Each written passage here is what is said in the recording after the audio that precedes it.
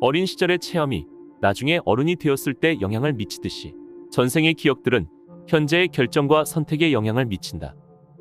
전생 역행은 중요한 심리 치료 기법이다. 몇천 명의 상담자들은 그 과정에서 하나 이상의 전생을 기억해냈다. 그들은 전생 역행을 통해 죄의식에서 해방되고 영혼을 더 깊이 이해하게 되었다. 오늘은 전생 역행을 통해 카르마의 참된 본질을 깨닫게 해주는 책, 영혼의 탐구에 대해 이야기해보겠다.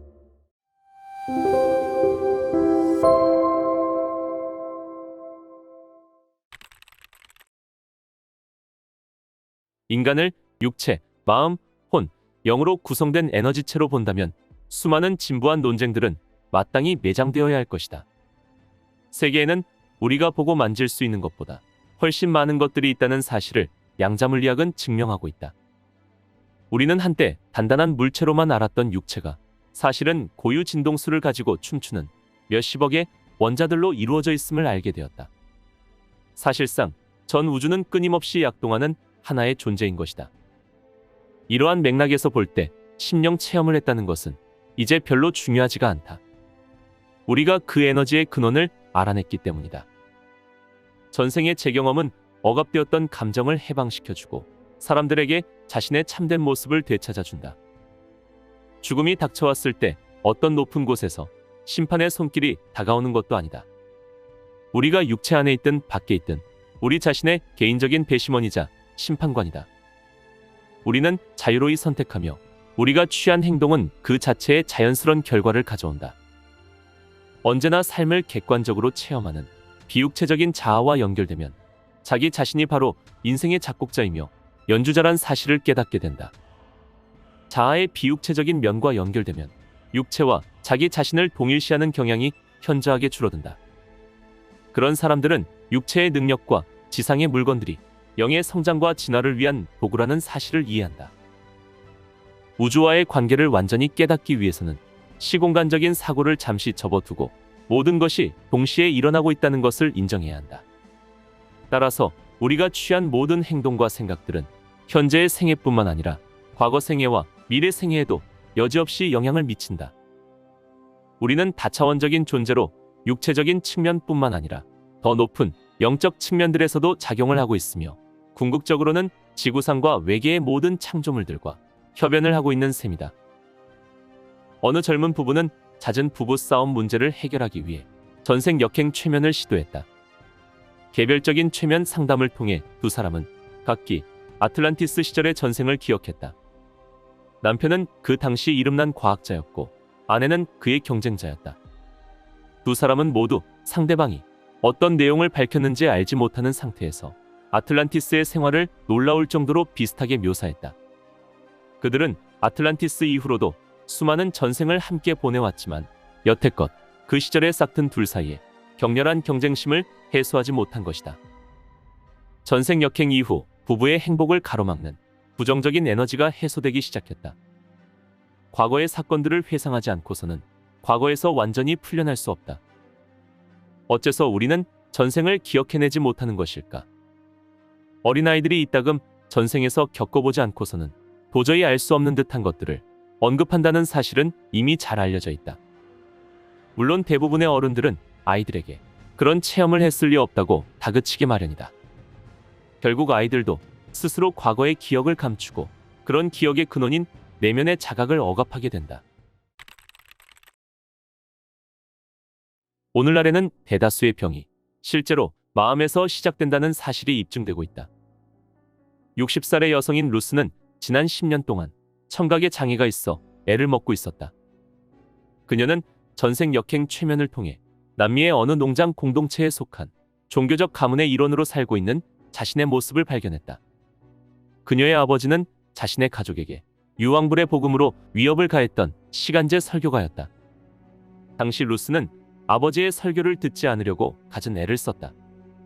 그런데 현생에서 루스는 부동산 중개인으로 살며 전생의 아버지를 쏙 빼닮은 남자와 결혼을 했다. 그녀의 남편은 끊임없이 그녀에게 설교를 하며 그녀가 죄의식을 느끼게 하려고 노력했다. 가정에서 이러한 설교에 시달리던 루스는 당연히 짜증과 무력감을 느낄 수밖에 없었다. 그녀의 몸은 루스의 감정을 있는 그대로 받아들였다. 그녀의 청각장애는 마음의 작용과 그녀의 전생에서 비롯된 부정적인 반응이 결합한 결과였다. 루스의 증세와 같은 만성적인 방어 기제는 개인의 건강에 결정적으로 부정적인 충격을 미친다. 풀지 못한 스트레스의 결과인 병은 큰 자아의 수많은 차원에서 작용하는 원인과 결과라는 우주 법칙의 본보기이다. 질병은 우리가 신체의 초기 경고를 눈치채지 못하거나 주의를 기울이지 못했을 때에만 나타난다. 물질계에서 우리는 감각기관에 현혹된다. 보고, 듣고, 만지는 모든 것들 속에 푹 빠져 지내느라 우리의 몸이 보내는 미묘한 메시지들을 무시하는 것이다.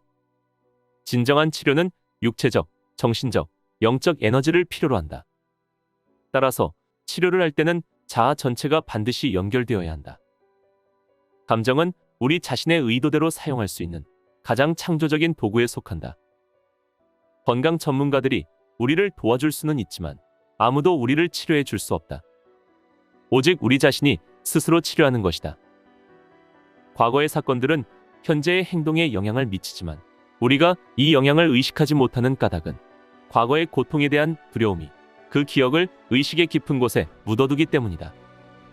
하지만 이렇게 감추어진 상처들은 날마다 스트레스를 유발하는데 이 스트레스는 두려움과 뒤섞여서 고통을 반복시킨다.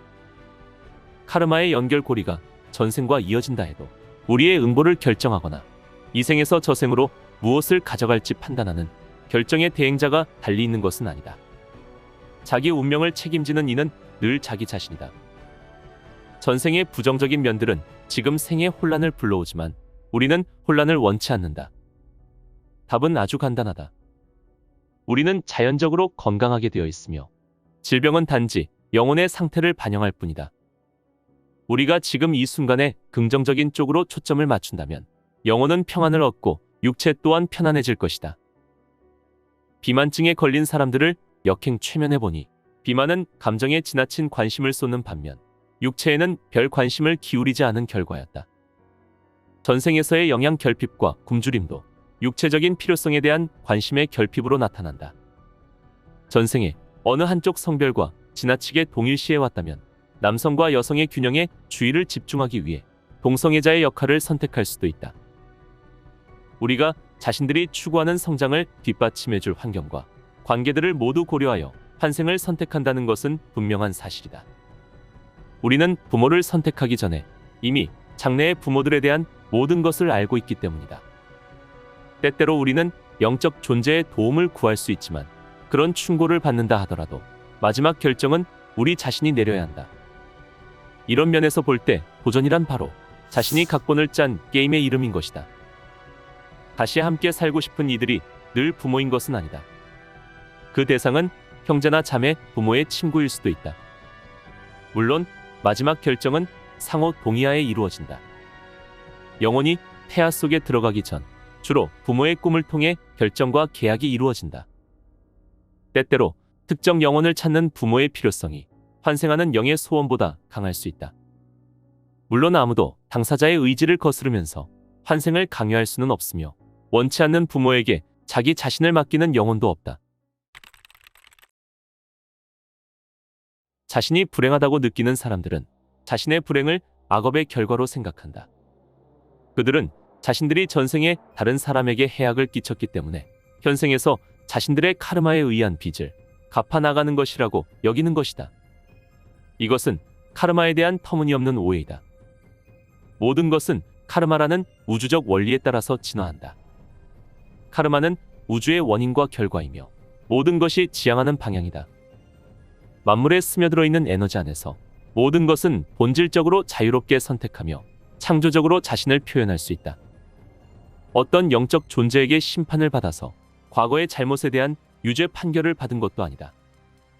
굳이 카르마를 빚의 개념으로 생각하고 싶다면 그것은 우리가 자기 자신에게 갚아나가야 할 빚이다.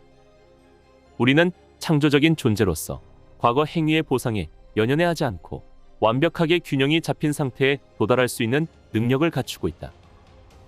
카르마를 살펴보면 그것이 완전한 정의를 구현한다는 것을 알 수 있다. 결과는 언제나 원인에 정비례하여 긍정적이거나 부정적으로 나타난다. 우리는 아담의 죄로 더럽혀지지 않았다. 우리는 우리 자신의 죄로 더럽혀진다. 우리의 성격은 우리 자신이 창조한다. 카르마는 운명이 아니다. 왜냐하면 운명은 이미 정해진 환경을 말하지만 카르마는 인간이 스스로 상황을 창조할 수 있는 자유를 부여하기 때문이다. 카르마의 책임을 지는 것은 생각으로 시작된다. 생각은 운명의 씨앗이다. 날마다 우리는 생각에 따른 행동에서 카르마에 대한 최고의 증거를 보는 셈이다. 부정적으로 생각하게 되면 만사가 잘못된 방향으로 흐르는 것이다. 수많은 최면 상담 사례를 비교해보면 사후 세계와 꿈의 세계는 놀랄 정도로 유사하다. 꿈속에서 우리는 한순간에 어디든 갈 수 있다. 과거, 현재, 미래는 의미가 없어지며 모든 것이 지금이다.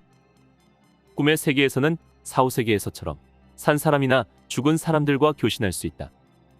또한 사후 상태의 모든 체험과 마찬가지로 꿈은 매우 쉽사리 잊혀진다. 어느 전생 역행 상담자는 영계에서 환생하는 과정을 설명했다. 영계의 삶은 어떤 것입니까? 멋집니다.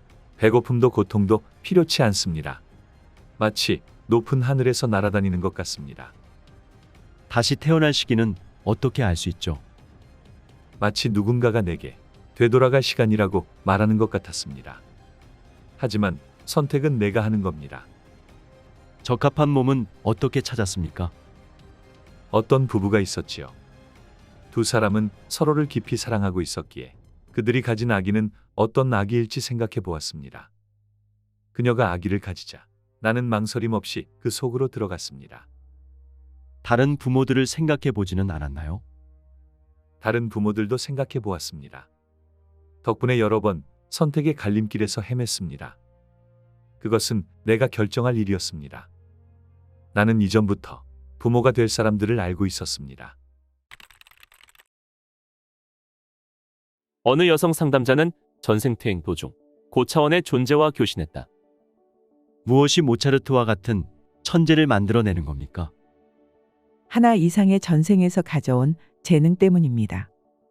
그리고 모차르트는 확실히 그런 경우입니다. 왜 어떤 사람은 전생에서 배운 것을 간직하고 또 어떤 사람은 그렇지 못한 것이죠? 개개인의 카르마에 속합니다. 특정한 인생을 살아야 하는 사람은 그것에 필요한 전생의 지식을 간직합니다. 동물들에게도 영혼이 있나요? 예, 있습니다. 그들은 인간의 영혼과는 다른 영의 종족으로 존재하지요. 하지만 우리 모두는 동일한 창조물의 일부입니다. 동물들은 죽음 이후 자신들의 종족령 집합소에 들어갑니다. 그 영역에서 개체성은 집합령 속으로 서서히 흡수됩니다. 행성들은 어떻습니까? 그들에게도 영혼이 있습니다. 모든 것들은 살아있으며 영혼이 있습니다. 돌이나 무생물도 말입니다. 하지만 그들은 환생을 거치면서 자신의 독자성을 유지하는 개체적인 영혼이 아닙니다. 그들이 돌아올 때는 개체적인 자기 동일성을 잃어버리고 영의 종족으로 존재합니다. 인간이 잘못을 저지르면 동물로 태어나거나 심지어 벌레로 태어날 수 있습니까? 레몬 나무에서 수박이 열릴 수는 없습니다. 동물과 인간도 레몬과 수박처럼 같은 부류에 속하지만 둘의 파동 양상은 서로 다릅니다. 에너지 양상의 차이가 이종 교배를 가로막습니다. 인간은 언제나 인간으로 환생할 뿐입니다. 신이 무엇인지 설명해 줄 수 있나요? 당신은 신을 이해할 수 있는 지식을 갖고 있지 않습니다. 신은 에너지요, 힘이며 현존이라고 말하는 것이 당신이 이해할 수 있는 가장 가까운 표현입니다. 신은 모든 것입니다. 당신의 통신로 노릇을 하는 이 여성은 현생에서 무엇을 배울 수 있나요? 인내, 겸손, 내적인 힘을 배울 수 있습니다. 그녀는 성공적으로 배우고 있죠. 당신의 사후 상태는 어떤가요? 나는 빛 속에 있습니다. 영혼은 인간과 함께 움직이며 인간을 지도합니다. 저승에서의 삶 속에서도 무언가를 배우나요? 그렇습니다. 하지만 대부분의 지식은 지상의 삶 속에서 얻습니다. 인류가 고통과 아픔을 겪지 않고 영적 진보를 이룰 수 있는 길은 무엇입니까? 인류의 가장 큰 진보는 본능과 직관의 차이를 구별할 수 있을 때, 말을 그치고 듣기 시작할 때, 본능적인 반발을 그치고 창조적으로 행동할 때 이루어집니다. 보답을 바라지 않는 사랑을 베풀어야 합니다. 이 사랑에 따라서 고통당해야만 할 필요성을 넘어설 수 있는 것입니다. 긍정적인 미래를 만들어가는 가장 위대한 진보는 사랑을 더 많이 하고 두려움은 더 줄이는 것입니다.